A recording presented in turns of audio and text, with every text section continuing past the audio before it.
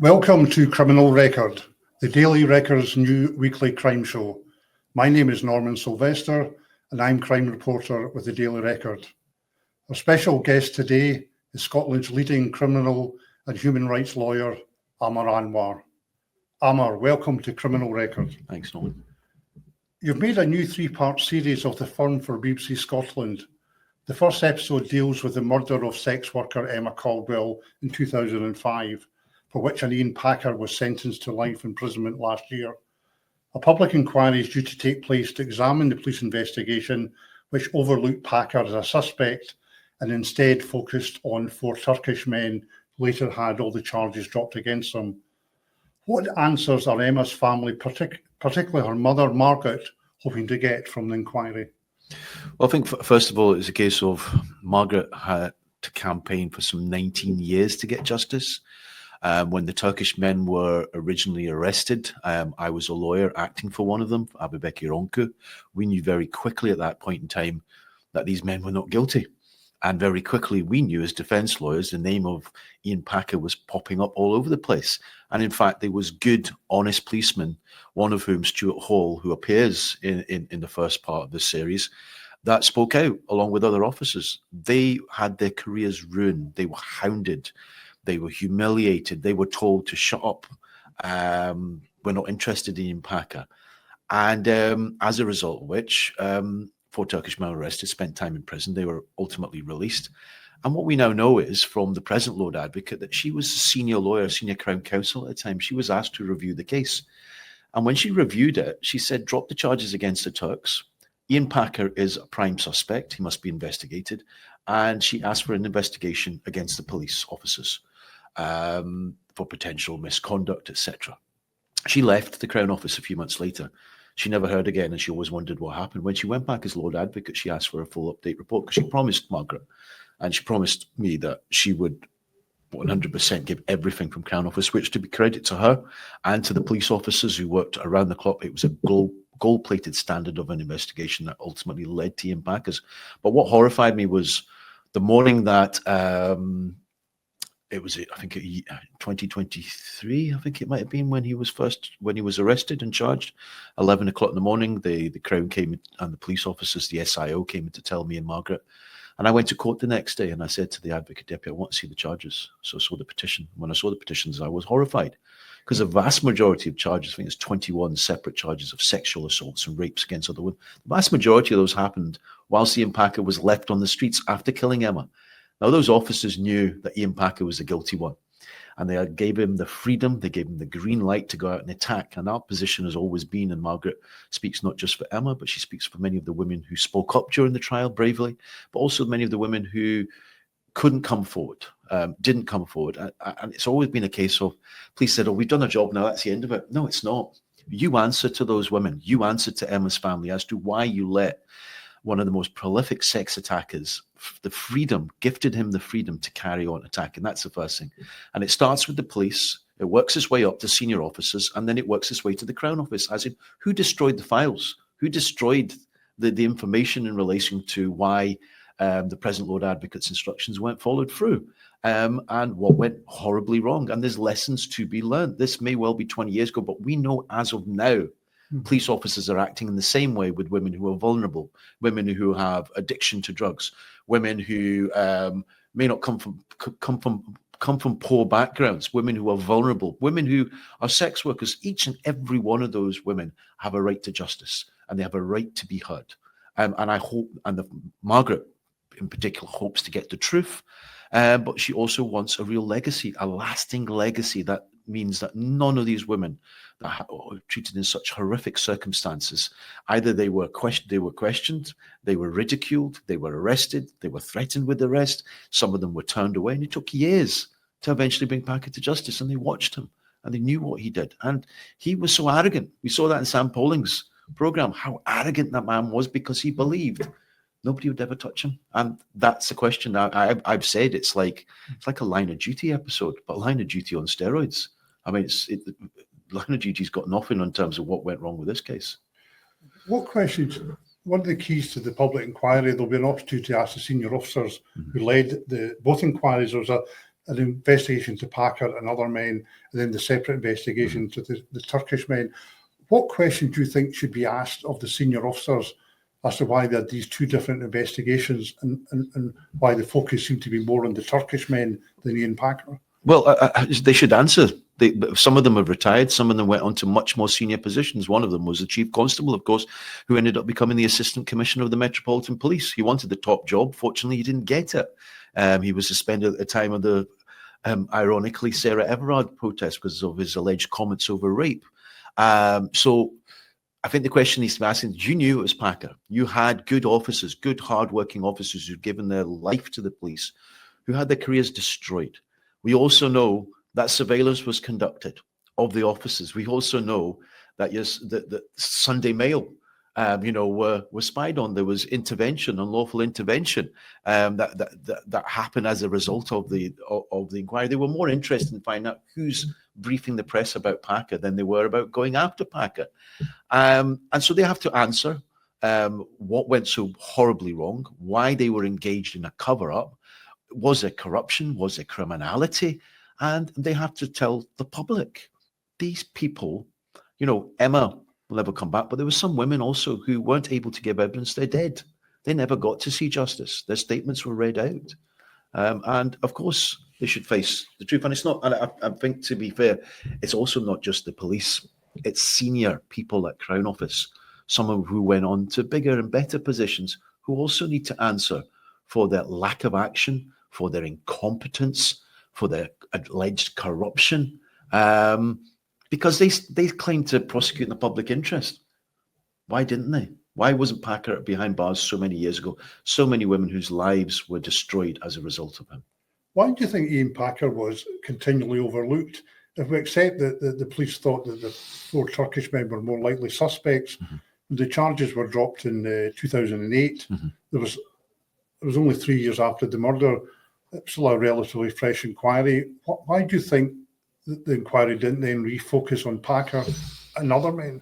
Well, that's the crux of all the questions that we ask, because we know at that point in time, the Crown had already, or Dorothy Bain, who's now the Lord Advocate, had already instructed for the case to be dropped. The case ultimately was dropped. The family were lied to and saying that the inquiry's live. Nothing happened with the inquiry until the former editor of the Sunday Mail got Margaret to come into my office, and we launched a campaign a number of years later, I think around about 2015, 16.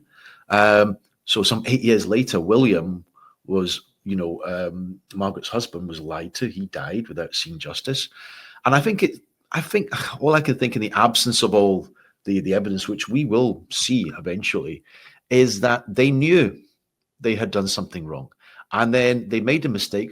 People make mistakes. They arrest people who think they're a suspect. Fair enough. That's the job of the police. You have to go at suspect. Once you find out and a person's innocent, you don't then add to the damage by trying to perpetuate the case, trying to make up a false case against them.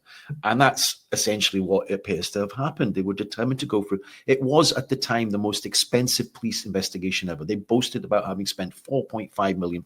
And it seems to me that it was very difficult for them to do a U-turn and say we got it wrong. And instead what they did was hound the honest police officers, try to cover up, and then files get destroyed to cover their tracks. And you go, why?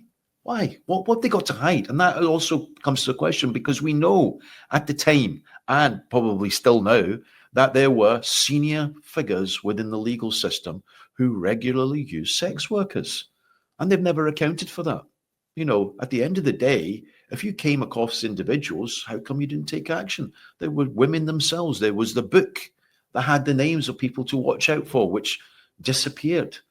3,500 men, I think, at the time were actually interviewed across the city. All of that just went quiet. And it begs the question, why? What are they trying to hide? These are questions that have been posed, various reasons that you've just outlined, but presumably a public inquiry will hopefully answer them. There'll be a chance for you and others to put the questions to senior officials at the time and current officials.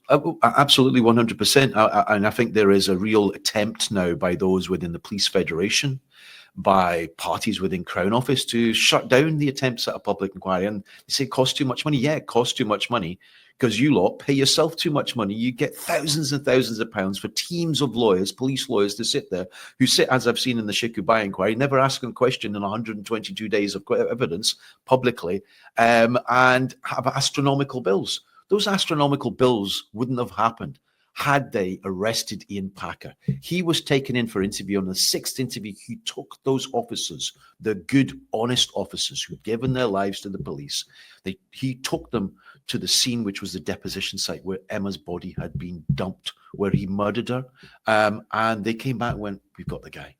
And they were told to shut up. They were told to be quiet. And they suffered, and they're still suffering today. Stuart Hall and others are still suffering. Good, honest, hard-working men who believed in justice and never gave up. They are vindicated. But true vindication will only happen when we get the truth. And of course, there will be an attempt to stop us. And I'll say this to the present Lord Advocate's not allowed to look at the case because of her previous involvement. So the Solicitor General, but I'll say to the Solicitor General, Ruth Charteris, don't you dare attempt to define the terms of reference in the inquiry and try to cover the tracks of the Crown Office and say we can't shine a light on it, because we need to. Because case after case, year after year, whether it be the Rangers scandal, whether it be Sheku Bayoh, whether it be Choker, whatever it may be, it seems to me as though every time the Crown makes a mistake, ultimately they are the ones who are supposed to be the guardians of law and order. They're supposed to keep an eye on the police. But when it comes to the crunch, the inquiry never happens. They try and shut it down and say, oh, you can't look at our decision. Why? Who are you? Something special? The only body in the country we're not allowed to have a look at to ask what happened in the decision-making process, what the Lord Advocate's decision-making process. They're the only ones who say we're independent from everybody, but we have a seat in the cabinet to try and control what happens. Can't play two games. It's time to change. It's real change, real transparency, real accountability. And then only then will people actually start to see some real change in this country. You've also campaigned for the families of prisoners who have died in custody, particularly Katie Allen, William Lindsay, and most recently Callum Ingalls. And you want to see Crown immunity abolished for the prison service that enables them to be prosecuted or investigated as in any other organisation or body. What do you think needs to be done to stop the deaths in prison? And what are the authorities getting wrong? Why do we have so many deaths in custody of different types? We have probably the worst death in prison custody statistics than anywhere else in Europe, anywhere else in Western Europe. It's horrific. We have one of the highest suicide rates. And when Katie and William died some 6 years ago, Katie Allen was just a few months away from being released. Her cries for help were not heard. They were ignored. She was bullied. She was harassed, not just by prisoners, but also by prison officers who stand accused of strip searching her repeatedly in front of other people, who removed books from her room because they thought, she was reading. She was a student, a geography student. Yes, she made a mistake, but she didn't need to pay with her life, and the prison had the duty of care to her. William Lindsay, a 16-year-old child. He shouldn't have been in prison. They didn't have a children's secure unit placement for him. So the sheriff in his wisdom sent him to Polmont prison, to Polmont Young Offenders Institute, and he was dead within 48 hours. This was a boy who had been in and out of care from the age of 3 some 28 times, several suicide attempts, and they didn't pass that information on. The information was there. Warning, social workers were literally at the door, banging at the door of the prison saying, you need to watch. Don't listen to what William says. He will try to kill himself. They didn't care. They didn't listen. And one of the things that Katie's mum and ourselves had asked for, Linda Allen, over the 6 years of campaigning that we fought, was remove the ligature points on which these young people were killing themselves repeatedly. And every time somebody killed himself, you'd have a fatal acts inquiry come out, often sometimes 2 pages. 80% of families were not represented because legal aid is not given to families in that situation, but the army of lawyers representing the state, the prison, the health service, the police, the prison officers union, they all have, of course, their lawyers funded by the state. And then they fight it. And when these deaths would happen, they say, it was inevitable. Nothing could have been done. We now know it wasn't inevitable.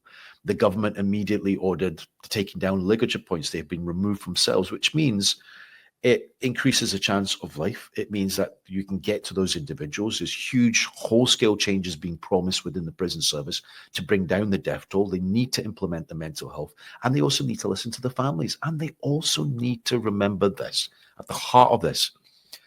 A civilized society is judged by the manner in which we treat our most vulnerable, the elderly, but also the most despised, who tend to be those who've been sent to prison.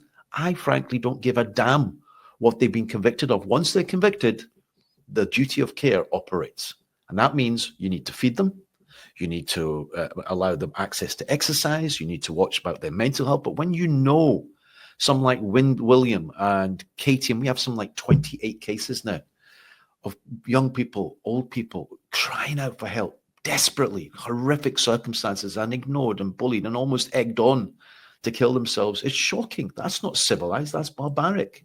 So, you know, the FAI, the Fatal Accident Inquiry, came out, and it was a damning conclusion of the prison thought. And we got the chief executive of Scottish Prison Service to come to our office, and she offered her apologies to the families. And I said, well, apologies mean nothing unless you agree that the prisons should be prosecuted. So throughout the United Kingdom at this point, and the second part of the Firm series deals with this, a battle for a lifting of Crown immunity, because people are shocked to find out, well, actually, prisons have immunity from prosecution. They cannot be prosecuted. So the health service can, the schools can, the police can, but the prisons can't. And that gives them the green light for state-sanctioned murder. That was the words that Katie Allen's mother once used. And they gaslit the families, and they were like, oh, we'll all come out in the Fatal Accident. And the reason why they relied on the Fatal Accident Inquiry is they know 80% of families aren't represented. They know the battle is on because you're fighting against an army of lawyers. But it did come out, and that's testament to William's mother, Christine, who sadly died before seeing the end of the Fatal Accident Inquiry, and testament to Stuart and Linda, Katie's parents, and to Scott, her brother, who never gave up, and also all these other families that have supported them through this period. But that gift lies with Keir Starmer, the Prime Minister. He's the one who has to bring in legislation to lift Crown immunity from across the prisons, because if they've got nothing to hide, and the CEO agreed with us, she said, I agree, it should be lifted. So you would call him Keir Starmer. Obviously, this is not a devolved matter. It's a UK matter. It's a UK matter. So he has the power to lift that Crown immunity. And would you also like to see it automatic legal aid? Well, the government has said that from the first notice being launched, which is normally a few weeks before the Fatal Accident Inquiry, all families will now be automatically have a right to legal aid funding. The problem, of course, with that, which we said to the Justice Minister, that's all very well. What the system does is they drag cases on like this, ones that they see as controversial, will sometimes take 5 years before they come to court. In those 5 years, the evidence disappears, witnesses disappear. The family don't have a right to legal aid funding, so they don't get to have, we want this document, we want that. I mean, the battle we fought over Katie, we did that predominantly without funding. Same with, with William's case. So because the FAI notice hadn't been lodged, which was 5 years down the line. So the government has agreed with us on that and said that if at the next legislation, they will have to bring that in. Problem is, that's probably a year away before that happens. It depends on, all the parties in Parliament have agreed with us. There's a unanimous agreement that this has to happen, because it's unacceptable that families should be left waiting 5 years. So what? That they can cover or more, so they can cover up. The third episode of the new season of the Firm looks at asylum cases. How challenging are they at the moment, given the fairly toxic debate around migrants and immigration generally? What is your firm's workload at the moment at asylum application? It's a difficult subject at the moment, isn't it? It's a difficult subject. There is no political party in this country that can escape criticism for the manner in which they've talked about, especially at the UK level, in terms of competing with each other to, crawl in the gutter. And you have at the moment where Labour's competing with the Tories, and you're going, what is this? At the end, my view has always been human beings. The idea that somehow somebody leaving their country, escaping war, torture, persecution, rape, whatever it may be, traveling several seas or whatever, coming on the dinghy, that somehow they are the enemy. No, they're not. And when we see what's happening in the Middle East at the moment, in Gaza, the horrific genocide, when we see what's happening where a country can literally launch weapons against another country, Israel against Iran, no action taken, and the president of the United States, the most powerful country in the world, saying to all citizens of Tehran, leave Tehran now, because what's coming next? And you see people will panic. And we're lucky in this country. What would we do if our houses were bombed? What would we do if our children were starving? We'd leave. We'd get up and we'd leave, and we'd go to another country to seek sanctuary, to seek refuge, to be able to survive, to live. That's happened for generations. It's happened for thousands of years. Of course, we have the Irish community who are in Scotland. We have the history of what happened in the past with the famine. So unfortunately, these lessons are lost. And what we have is the likes of, I think, you have Nigel Farage, who's been feted. I mean, the ideas of some of his party border on fascism are fascist, but now they're mainstream arguments. And the media almost uses them as clickbait because they know that is going to be a huge response. And even in the commentary pages, I'm conscious, put up anything about Kemio Street, which I was at, where we got two men released, the abuse, the bile, the racism that comes out. And then these people say, oh, I'm not racist, but it was a but. And then you read what they have to say. It's just horrific. And the stories that are made up, we saw that in Southport. We saw that when there was a stabbing of women in Stirling, how Tommy Robinson and others jump on the bandwagon and wind up. We saw that in Liverpool, my home city, where there was a parade and people instantly were trying to play, it's an Arab, it's a Muslim. They were desperate for that to happen. Mm-hmm. And of course, it wasn't. It was a local man, a white local man, a Scouser, who's alleged to have done this. So it's the danger of the media. The social media has a big role to play, but also I think people are fed up. People have switched off. They don't see a solution. They're worried about their families. They're worried about housing. They're worried about how they make ends meet. And they've switched off from mainstream politicians because they all sound like Tweedledum and Tweedledee. And they don't see any real alternative. So into the gap, into the vacuum steps the far right, fascism. And we've seen it every generation in an attempt to do that. You think then people are not seeing the stories then behind the asylum cases? You highlight one woman who came here to avoid domestic abuse. Mm-hmm. I mean, these stories don't really get highlighted, do they? It's a kind of... Nobody's interested. They switch off. Most people switch off. They don't want to know about it. Some stories will make the headlines. And I suppose even if you go back to 2001, when Farzat Adag was murdered in our city, that was the first arrival of asylum seekers, some 5,000. And people brought the lies. Oh, look at here, they're coming here, they're taking our jobs, they're doing this. And I go, one of the first people I met at the time was Mohammed Asif, who was a man who spoke 6 languages. He was the director of a college who had to leave because of the Taliban. And that's why he came to this country. We, of course, invaded the country. Now, we're all right to invade countries. We're all right to impose sanctions. We're all right to bomb those countries. Then we have to understand if people want to escape those countries, then we have to take that. And of course, we had no problem for several hundred years invading countries all around the world and having them as part of the empire. And people go, why do they want to come here? Well, we made the connection. We robbed them blind. And fair enough, people say, oh, switch off now. That was hundreds of years ago. No, the impact is still being felt in terms of the poverty, in terms of the corruption.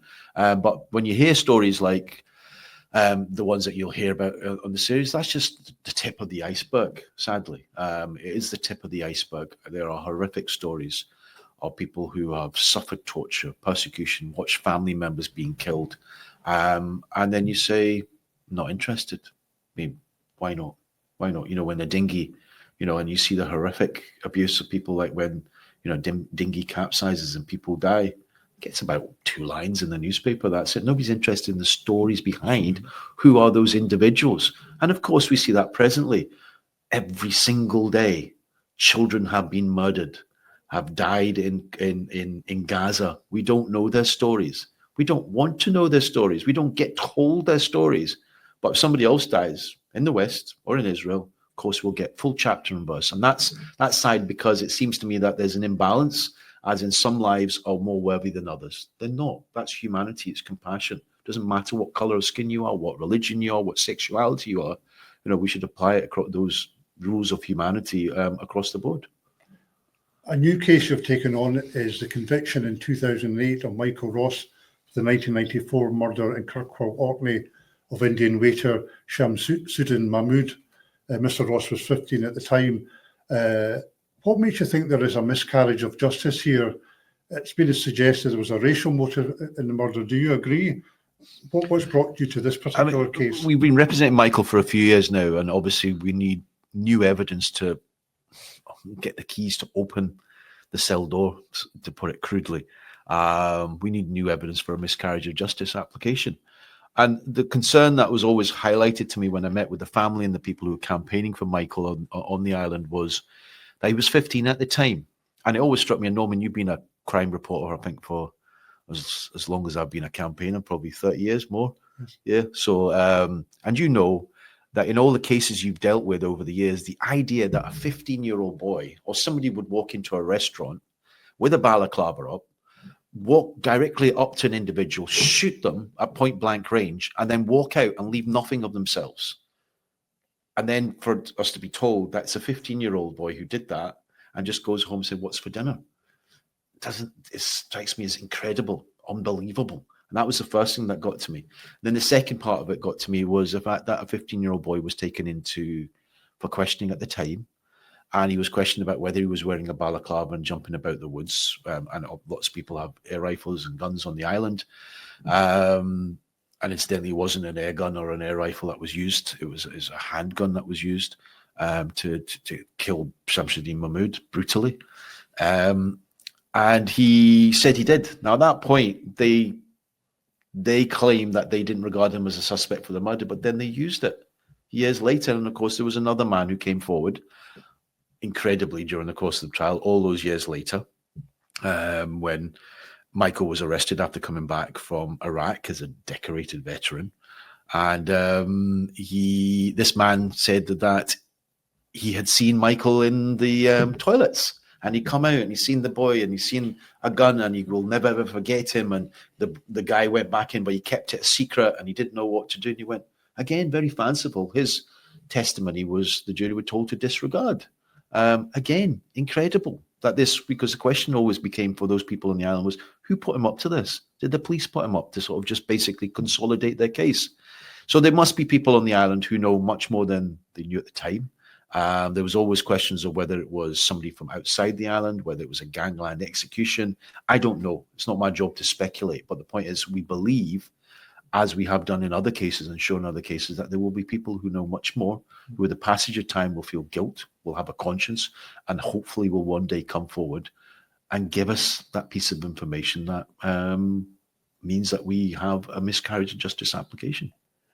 Your aim is basically to gather enough evidence that you could present to the Scottish Criminal Cases Review Commission that would allow them to refer the case back to the appeal courts. Yeah. We do know that there was a suggestion that Michael wasn't interviewed under the due process at the time. He was interviewed as obviously a 15-year-old. Yeah. Is that part of the possible appeal? That would be part of the appeal. Obviously, on the previous occasion, that wasn't accepted, but it would go in as part of any potential appeal that we would have, that, you know, he had rights as a 15-year-old. The fact was he was interviewed, and then he said, oh, but he had a responsible adult with him. His father was a police officer, sat in the room. You know, he was a 15-year-old boy sitting with his dad. And at the end of the day, any competent solicitor coming in would have said, you know what, he's 15. First of all, give him his proper rights. And of course, he has a right to silence and a presumption of innocence until proven guilty. None of those real rights were afforded to him. Those rights count. They're there for a reason, to stop confessions, to stop what we call the fruits of a poisoned tree, as we'll probably talk later on about one of the cases I took on TC Campbell, the Ice Cream Wars. The same thing of how even today, these fruits of a poisoned tree can lead to convictions. And then once you're convicted, it's, I think I said, the case of the film Shawshank Redemption, where Andy is the accountant who's been falsely accused of murdering his wife, and he's said by one of the prisoners, went, don't you know everyone's guilty? Yeah, everyone's innocent here. Mm-hmm. And sadly, that's happening more and more in our prison system because there is no legal aid. People think, oh, well, you do a murder, then you get hundreds of thousands of pounds lawyers are given to conduct an appeal. No, they're not. It's probably more like hundreds to do an application. Criminal Cases Review Commission, it's nigh impossible to get somebody released. Have a look at how many people get released on appeals. They don't. 99% of them are probably turned away. That doesn't mean that all 99% of them are guilty. Do you believe there was a racial motive in the murder? I mean, it's a horrific murder. We've never really seen it before. Somebody walking into a restaurant, seeing a man dead. Do you think there was a racial motive? That doesn't appear to be any obvious. So, I mean, there was evidence of people having turned up at the restaurant, I think the day before or days before, shouting abuse at Shamsuddin. Obviously caught my attention in 1994 when it happened, because I was just finishing off university, and for me the first inclination was Asian waiter, tiny population on an island, remote island, must have been racial in the absence of any other reason. But again, in terms of Michael has obviously always denied it. There's been nothing to show, in terms of, as far as he's concerned, to show that he conducted a racially motivated murder. But then that'll be a matter for the appeal. At the end of it, it comes down to, if Michael Ross didn't do it, well, it's not a job to speculate and say who else did it, but if everyone just come forward to show that he didn't do it, that's the pure concern for us. You would appeal for anyone with information Yes. to come forward after all this time. Yeah. You've represented quite a few people in miscarriages of justice cases, and no doubt will continue to do so. Is there anyone that you would not represent in a miscarriage of justice case, or has it always got to be that some of these cases won't be popular, but by definition who the person is? No, we get multiple people who come to us. We're swamped with cases at the moment. So a lot of cases we have to turn away because we don't have the resources. We don't have the time to be able to give it 100%. But yeah, of course, there are individuals who come in and I'll go, I'm not representing that person. I won't go into details. But there are certain individuals that go, absolutely not. I'm not interested. It's not like a cab rank principle that they talk about in faculty where you have to. I don't require to, I'm not obliged to. And so, of course, there will be cases where I go, no chance. Would that be a particular case where maybe more the individual, or... And sometimes it'll be the individual, sometimes it'll be type case, and sometimes it'll be a case of people will go, well, we'll look at it and go, well, the evidence is overwhelming. Unless you can provide us of just simply saying, I'm innocent, doesn't do it. It doesn't get you to the appeal court. It's very hard to get the appeal court. Once you're locked up, then it's a long battle to work your way back to the appeal court. And even then, there's no guarantee once you're at the appeal court that you're going to be released. But obviously, if there was grounds for appeal and you thought there would have been a miscarriage of justice, these are cases that you are keen to take on. Yes. Yeah. One of your earliest successes was overturning the conviction of Thomas TC Campbell in 2004 for the murders of 6 members of the Doyle family in the East End of Glasgow in 1983, for what became known as the Glasgow Ice Cream Wars. Mr. Campbell at the time of the murders was involved in organised crime and a history of criminality and was known to the police. Does this case show the importance of justice for all, and of course the police getting it right? Because the police will, a lot of people who do perpetrate crimes will be people with a history of criminality, but presumably it's still important that each case is judged on its own merits. Well, that was one case which I know Tommy had said repeatedly after he was released and kept saying so. That tragedy for him was there was no vindication, there was no sense of joy. His life was taken away from him. 16 years in prison that he spent. It was, I think, the 3rd or the 4th appeal later when I became involved that we won. But he said for him it was a case of that the Doyle family never got justice. TC was framed along with Joe Steele for that murder. Police officers are alleged to have lied. They had put up together, I think, 47 words in a statement to say that, that TC had confessed to this murder. And of course, there was a real push from police officers at the time to get justice. People were horrified. 6 members of a family burnt, the house, the flat, burnt alive, whoever. And it was just horrific when you look at the pictures, the black and white pictures, the stills, etc. from that time. And people wanted, were baying for blood. And of course, along pops into the frame Joe Steele, TC Campbell, petty criminals at the time involved in crime, and they just fitted. The faces fitted. And it's one of those cases where police officers, of course, knew they didn't do it. And there was always rumours at the time that they were the fall guys for drug dealers within Glasgow. And indeed, I remember when I came out of the case and I called on the steps of the appeal court for a public inquiry on the instructions of I said and that there was malpractice, misconduct, there was a malicious prosecution against TC. I was told by a lawyer, a friend of mine who represented some rather unsavory characters, "Aamer, shut up, messing about with the wrong people here. People just want this to be quiet. You may end up in the Clyde if you carry on like this." And that was a lesson I still, the words I still remember to this day, because I was only 2 years qualified as a lawyer at that point, 2 or 3 years in 2004. So it was like one of my first big cases. Was implicated there that there was bigger names behind the murders, bigger yes figures in the criminal underworld. It was ice cream. The ice cream vans allegedly were used. Well, they were used, not allegedly. They were used to deal drugs. There was territorial issues. There was extortion, and basically people would be taken out, as they are today. You know, territorial issues still exist within Glasgow. Sadly, people are killed. People are murdered. People suffer extortion, and obviously at that time, that's why it became known as the Ice Cream Wars case. Who in history would you have liked to represent? If you had a figure from the past, obviously it'd be a criminal case, possibly murder or something serious, or maybe was there a particular figure from the past that you would like to have represented? I suppose Malcolm X or Nelson Mandela. I could take a pick. Those are the two cases that are obviously Nelson Mandela was convicted. Mm-hmm. You perhaps could have gotten an acquittal. I would have hoped so. We would have put together a fine human rights team, probably the doyens of human rights around the world to fight that case. I expect everybody would have volunteered to take that case on. You have a large number of high-profile clients.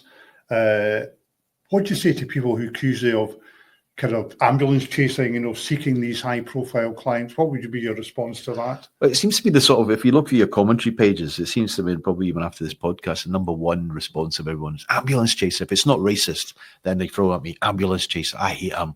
And I go, that's fine. You can hate me all you want. But in terms of ambulance chaser, for me, the definition of ambulance chaser is somebody who's chasing that case in order to make lots of money out of it, for a start. The career that I have molded over 25 years is not a career that makes me huge amounts of money. It's unpopular cases. Secondly, the cases, for instance, of Surjit Singh Chokar, a racist murder, when I represented that family and we had to go to 2 trials and see the killers walk free, then we had to see 2 inquiries that we boycotted were whitewash. And then some 15 years later, we were successful in getting a change in the law. And then ultimately, 18 years later, there was justice.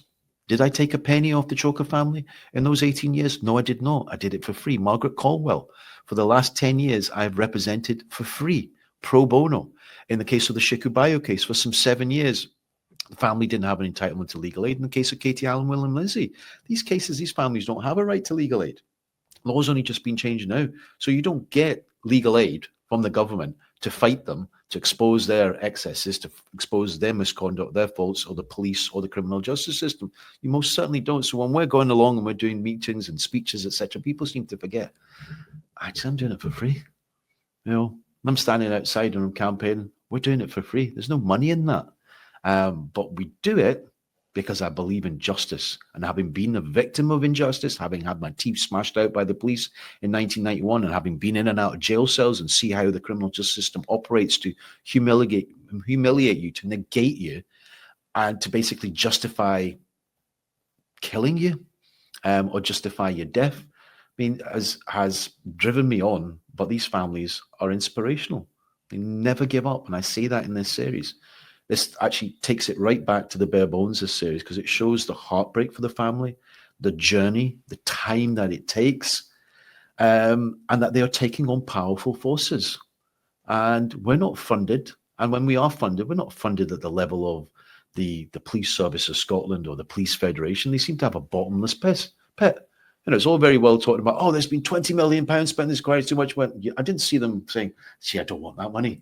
I don't want to be paid up to £5,000 a day, or I don't want an army of lawyers sitting there every week, every year, and taking the money. And then at the end, when it gets to the end of the inquiry, you know what? I think we should just get rid of the judge and start again? Why? I'm going to come to that in my next question. The Sheku Bayoh public inquiry is now 6 years since it was announced by the then First Minister, and there's been evidence heard for the last 3 years. When the statement started to be taken 5 years ago. It's a long-running inquiry. There's been questions over the impartiality of the current chair, Lord Brackenhill, by the Scottish Police Federation. Could you explain to our readers and listeners, at what stage is the current inquiry? When will it end? When would you expect a decision? What sort of time frame are we looking at now? We had the hearing last week before Lord Brackenhill, which parties were asked to state publicly whether they believe that Lord Bracadale should recuse himself, i.e. step down, because he had not been impartial. And the Police Federation led the charge on that. The Solicitor General didn't back it, but did back it, sort of try to ride two horses at the same time. So Chief Constable, of course, didn't back it, and other parties didn't come out and back it. So we're in no man's land because the inquiry can't proceed to its conclusion until Lord Bracadale makes a decision. But we suspect very much that once Lord Bracadale makes a decision, if he decides to stay on because the law is with us, what the Federation couldn't seem to understand, and the parties who made submissions, is that they had Jason Beers, who's King's Counsel, came up from England, who has represented many chief constables, represented the Metropolitan Police, etc., in public inquiries, and it is the norm for families to meet with chairs of inquiries. It happened in the COVID inquiry, it happened in the Scottish COVID, it happened in the UK COVID, it happened in the Bloods inquiries, it's happened in all sorts of inquiries. So there's nothing unusual about the family having met. And the question, obviously, for the Federation is, you're moaning now. Why did you not moan over the last 3 years? Why have you not once raised the question? Never mind raise the question, you never even asked the question, most of them in 122 days of evidence. Never once did they raise an issue. And the reason why they're doing it now is the family believe that they're worried, they're rattled, they're exposed, they know the evidence is there. And the spin and the speculation and the media smear that was conducted by parties as police sources was Sheku Bayoh was armed, he was carrying a knife, he attacked a policewoman, and as a result of which police had to use force. First issue is Sheku Bayoh was unarmed when the police arrived. He had no knife on him. He was hit with CS spray, he was hit with powder spray, he was hit with batons, and then this police officer is supposed to have been hit. But the point was, as soon as you arrest somebody, as soon as you detain someone, the law does not allow for the use of excessive force, illegitimate force. It has to be reasonable, proportionate, and legitimate. Doesn't mean it's a pile-on. Doesn't mean half a ton weight on top of an individual until he's struggling for his last breath and then he dies. That's not acceptable as far as the family are concerned, and that's what is at the heart of this inquiry and whether race was an issue. What will happen at the end of this? If Lord Bracadale decides to stay on, I suspect the Federation, after all, they have a bottomless pit of money. And it's public money at the end of the day. And it's police officers' wages that gets their subs go to the Federation. And will probably go to judicial review to the court. And then the question is, will they stop at that if they lose? And they'll probably try and go to another court. So it's getting dragged out. And it doesn't help anyone. It doesn't help the police officers who are at the heart of this. It doesn't help the family. It doesn't help the public. It doesn't help. And I appreciate as well that the Police Scotland are frustrated by this process because they want this to come to an end so they can implement change. Recommendations can be made. So at the moment, we don't know when the inquiry might end. If Lord Bracadale decides to stand down, does inquiry start from square one, or is able to continue? Well, lawyers have all mooted the possibility of that. And it's an unknown because it's never happened before. But I could not see how you could simply rely on Lord Bracadale's notes if he steps down because he says he's not partial. And he's not been impartial. And he steps down, then technically speaking, one would require then to appoint a new judge. Which judge would want to do that in the present circumstances? And then have to restart it all over again, because you couldn't just simply say, well, the evidence has already been taken, because the issue is, well, the chair sitting there can ask questions or direct it or allow certain questions. And then you could probably see parties like the Federation saying, I never got my question at the time. I want a new judge. I want this. I suppose the public would be right to ask, as in the Bayoh family, how much more millions has to be spent just simply to get to the truth? Had they done their job in the beginning, we wouldn't need this inquiry, but the inquiry has to see its conclusion. It's probably one of the most important inquiries to take place in policing history in this country. What do you think is, if the inquiry continues and Lord Bracadale doesn't stand down, what do you think is a likely outcome? And do you think race will be found to be a factor in the death of Sheku Bayoh? I think it will be a damning indictment of the police. I think it'll be a damning indictment of the Crown. It starts from the bottom, the police officers who attend, then the Gold Command, the officers, senior officers who attend, how they try to construct this case. And in each and every case of a black man dying in police custody, what happens, first of all, is they stereotype the individual. They then smear them in their deaths in order to negate their right to life, in order to justify their death. And that's what it felt like it was done with Sheku Bayoh, with the media commentary, the stuff that was put out, the lies that were told, and then the battle that is fought by the family to get answers and how they are obstructed and how they're lied to. And the Lord Advocate had to apologise. He apologised, James Wolfe. And they had to turn around and say, they didn't investigate race. Well, why not? And there's been this huge sort of response from the Federation about race, well, there's nothing to do with sort. Well, actually, the family of one of the officers are the ones who came out and spoke to the press about the officer allegedly being racist and how he had spoken about it and how he'd spoken about the death of Sheku Bayoh. It wasn't me. It wasn't the family. In fact, I told the family at the beginning, we can't mention race. And we didn't mention race for months because they said, let the Crown do its job. Of course, the Crown didn't do their job. They were incapable of doing the job. And the reason why is they go, well, if I see racism, I'll deal with it. Well, how would you? How would you recognize it? How would you recognize institutional racism? How would you recognize unconscious bias? Of course, they didn't. They weren't even trained in it. They have a tick box ticking exercise, and it goes on time and time again. Every 10 years, race, we need to learn lessons. We've seen in the Metropolitan Police, every few years it comes out again. Rotten to the core, institutionally racist, incapable of change. The family said, at the end of this, at the hearing last week, said they regard the Scottish Police Federation as the biggest gang in town, immune to racism, unaccountable, out of control. And they also said, and stupid. It's sad, but that's what the family believe, and that's what many others believe. Scottish justice seems to grind very slowly. For example, Sheku Bayoh case, with the prospect of a new inquiry if the judge decides to step down. What can be done generally to speed up the system? Do we need to maybe have processes like they have in England, where if there's a suspicious death or a natural death or a homicide, there's an immediate coroner's inquest where the family can ask questions, where the answers are more readily supplied? What do we need to speed up our slow trained justice system? Well, I think in terms of what you just said there is important. The idea that families should have to sit and wait some 4 or 5 years later. FAIs have been shown not to be worth the paper they're written on, apart from the one that recently came out in the case of Katie and William. And that whole system needs to change, and needs to start from day one. The families have a right to be represented. The lawyers should be able to ask questions, the questions that we would ask in any normal circumstances, the same questions. Have you got the CCTV? Have you seized it? We saw that in the case of Alan Marshall, a prisoner died a brutal death in Salton Prison. Where was the CCTV in the beginning? It should be provided to the family or to their representatives. It should be treated as a crime scene or forensic. The idea that just because you put a uniform on and you have weapons and access to CS spray or Pava spray and truncheons and be able to get an armed response unit, that somehow you shouldn't be accountable before the law. No, the rules are even more so. Yes, you put your life on the line. Yes, you're doing a difficult job. But that doesn't mean that you should be exempt from the law. And there's a real push in this country at this point in time, and also with the agenda around racism and asylum seekers and reform, almost the idea that police officers are beyond the reach of the law. They should never be beyond the reach of the law. Otherwise, how can we regard ourselves as having a civilized justice system?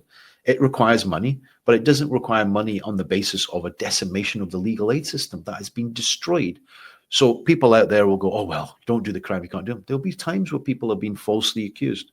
There'll be times where people have done something in the midst of anger or because they've had too much to drink. They still have a right to a lawyer. They still have a right to justice. Because on the other side, paid from the public purse, is a huge army of lawyers that have access to everything in order to see you convicted. And that conviction may be false, or it might be excessive, or people will be sent to prison for a very long time when they shouldn't have been sent to prison for a long time. There's definitely need to speed the system up for both sides. Yes. Because these cases, we could talk for hours about the different FAIs that are still due to be heard. We see inquiries take years before they come to the sheriff court.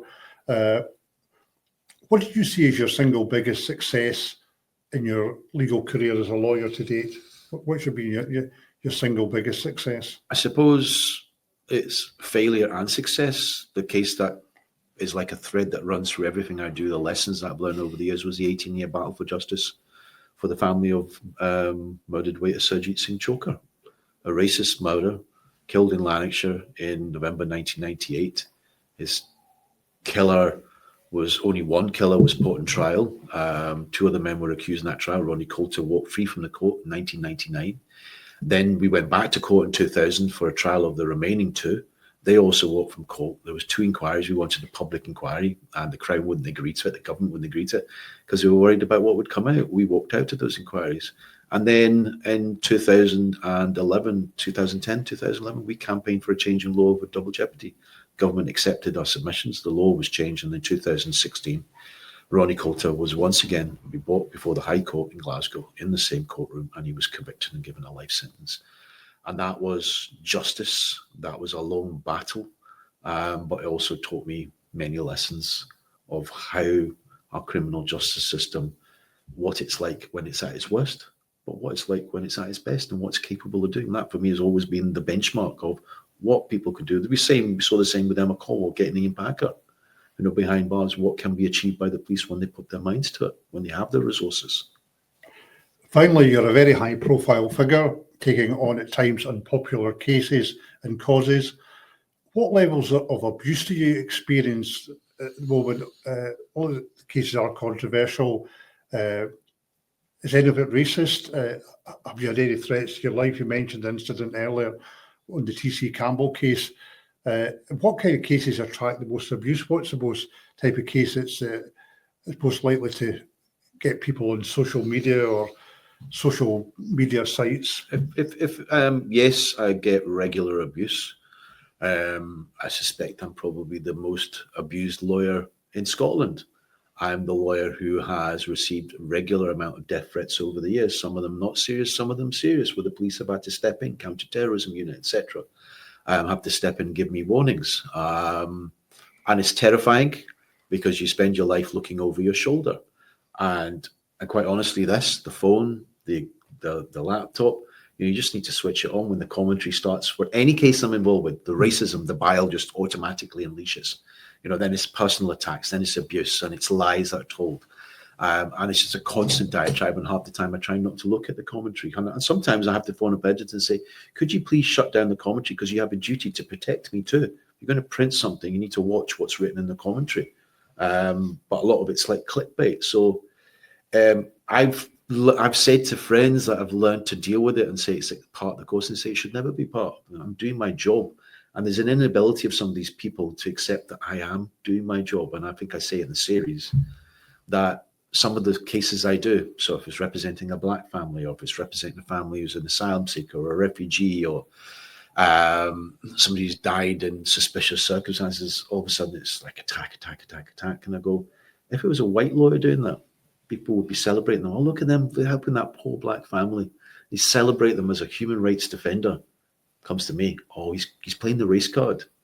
He's got an ulterior motive. I'm going, no, I've not got an ulterior motive. I'm doing my job in the public view, and I'm speaking on behalf of the family, representing them to the best of my ability to get answers for them, to get the truth, because they know without the truth, you're never going to get justice.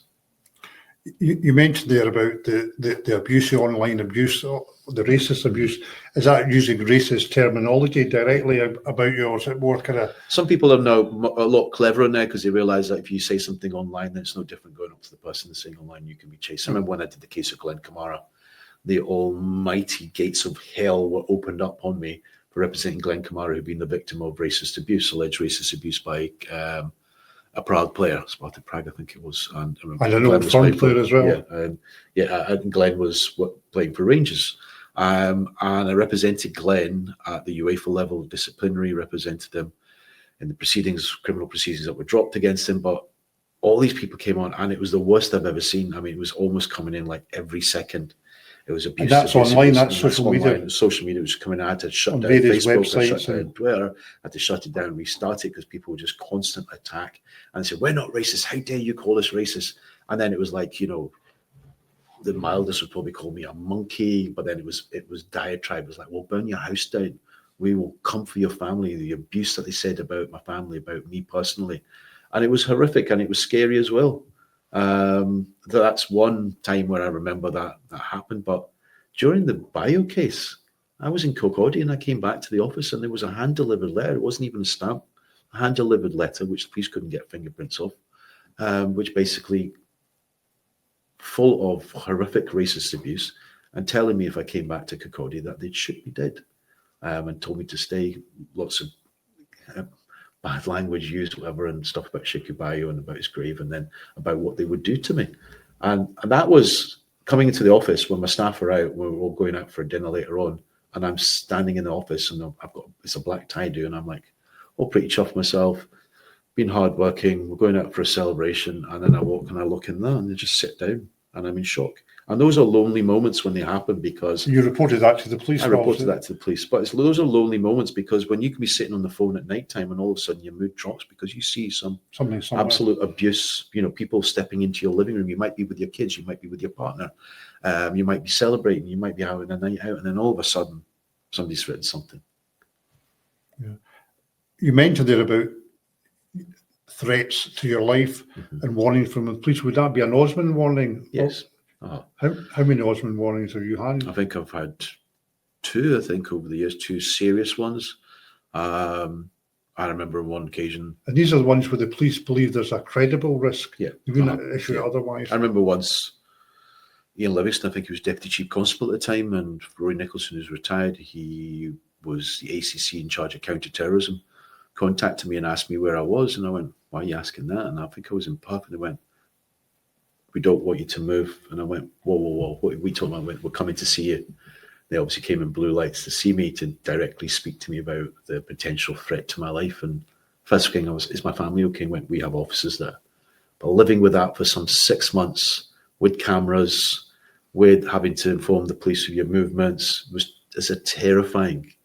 It was terrifying at the time because you, of course, don't give them the information of who it is that wants to make the attack on you. These are intelligence-led, aren't they? Intelligence-led, and of course they're monitoring the individual. And you go, well, what if a person comes up to me and won't get within 500 yards of you? But you're also conscious of the fact that I'm almost seem to be at war with the police half the time and going, I'm relying on officers, having alarm systems installed that we press a button, the police will come and go, would they take 5 minutes longer?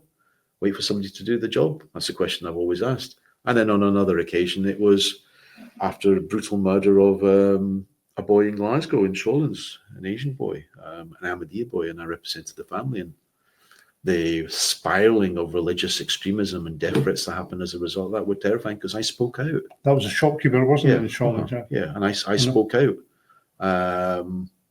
I pleaded for peace, and I also called out the extremism within my own community. So when people say, oh, I'm an extremist and I support, terrorism, and I laugh in their face and went, which one of you have ever had to deal with death threats? Which one of you thought that that's it, that's the end of your life, you're finished forever? Which one of you have had to have a community that stops speaking to you, sections of the community, because they say you've washed your linen in public? I was just coming back to the 2 Osmond warnings from the Deputy Chief Constable and the Assistant Chief Constable. Was that in relation to a particular case or just more threats? No, it was one was in relation to a particular case, and one was in relation to the work that I was doing as a lawyer, that I saw as a lawyer, as a campaigner. And it was basically, I was a target for the far right. You were visited by 2 senior officers at the location you were in Perth. Yeah, I'm going right back probably before, because I think I was at law school. And I think at that time Special Branch came into law school. My advisor of studies, Peter Rob, said, look, Special Branch. Went, oh, what have I done now? I'm clean. I'm not doing anything wrong. I'm a law student. I'm trying to get to law school. And he said, there's a death threats against you, and you need to move house because your name, your address, telephone number, everything's gone online. And people wanted to, basically, I think far right movement were putting up money to say, go after him. The ones with the Deputy Constable, that would have been, about 10 years ago, maybe? I'm trying to think that. Yeah. Around about that time. That's right. So yeah. Nothing since then, no Osmond warnings since then, but obviously you've got this constant. It's a constant social media abuse. Well, I mean, the police tell me they keep an eye on it. They monitor the chat of extremists from both sides, and that my personal safety is always up there in terms of security at the office, security all around, in terms of where I go, where I don't go. And so you've got to be wary of your own personal security. Yeah. Is that in conjunction with the police, or you basically have to take your own measures? No, the police have assisted in the past in taking on measures, whatever. But at the same time, I mean, I have to have a heightened sense of awareness. As sadly, people who are in the public domain, but for some reason, it was the anniversary of Joe Cox's murder yesterday. Politically motivated, a terrorist action as far as concerned. But sadly, we live in an era right now where individuals think that they can just attack and abuse individuals for doing their job. Thank you, Aamer, for joining us. And thanks to our audience for tuning into Criminal Record. If you have a question for the team, You can email reporters@dailyrecord.co.uk with the subject line Criminal Record. You can subscribe to listen to this podcast on Spotify or Apple Podcasts by searching for Criminal Record, or you can watch it each week on our YouTube channel. Thank you once again. Thank you. Thank you.